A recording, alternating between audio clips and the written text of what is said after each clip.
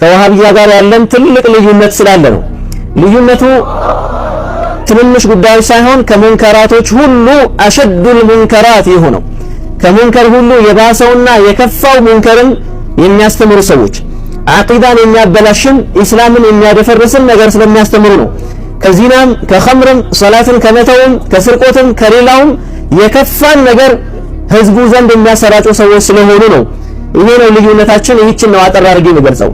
ትልቁ ልዩነት ምንድነው ከተባለ እነዚህ ሰዎች እያስተማሩት ያለው ተውሂድ ብለው ሰው ዘንድ እያሰራጩት ያለው ነገር የተውሂድ ተቃራኒ ነው። ሙሉ ለሙሉ 100% ተውሂድ ሳይሆን የተውሂድ ተቃራኒ ነው። ኢስላምን የሚያፈርስ አደገኛ አካሄድ ነው።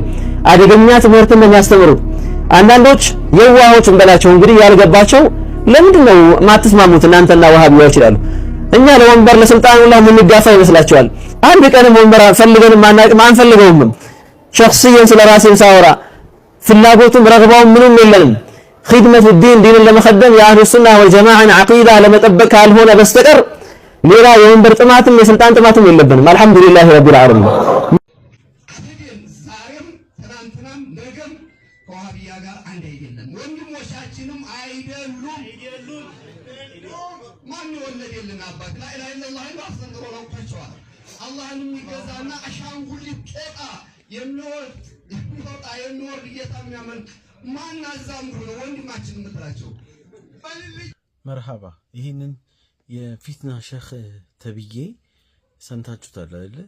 ኡማውን ለመበጥበጥ ለማበጣበጥ ከዚህ በፊት በጣም ብዙ ጊዜ ጥረት ያደርጋል። በተለያዩ መድረኮችን አጋጣሚ እየተጠቀመ ሰዎችን ለመበታተን ሙስሊሙን ከሙስሊም ጋር ለማባላት የራሱን ጥቅም ለማስከበር በተለይ ከመጅሊስ ከተባረረ በኋላ መልሶ ለመግባት ፈልጎ መንገዱን እዛው አካባቢ እንዳይደርስ እንኳን ስለተደረገ ያ እልህና ቁጭቱን ወሃቢያ በማለት ሙስሊሙን በተለያየ መድረኮች ለመበጥበጥ እየሞከረ እንደሆነ ይታወቃል። አሁን ደግሞ የሙፍቲ መሞት ለሱ ትልቅ ድል ነው። ለምን ካላችሁኝ ይሄው እንደዚህ አይነት ነገሮችን እንዲናገር አድርጎታል።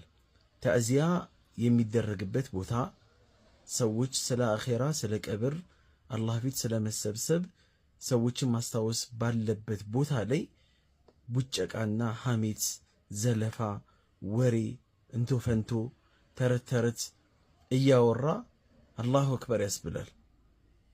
በሱ ዙሪያ ላይ የተሰባሰባችሁ ሰዎችም ደግሞ አንተ መካከል እንኳን አንድ ሰው አለይሰ ሚንኩም ረጁሉ ረሺድ አንድ ሰው እንኳን ትንሽ አቅል ያለው ሰው እንኳን የለም።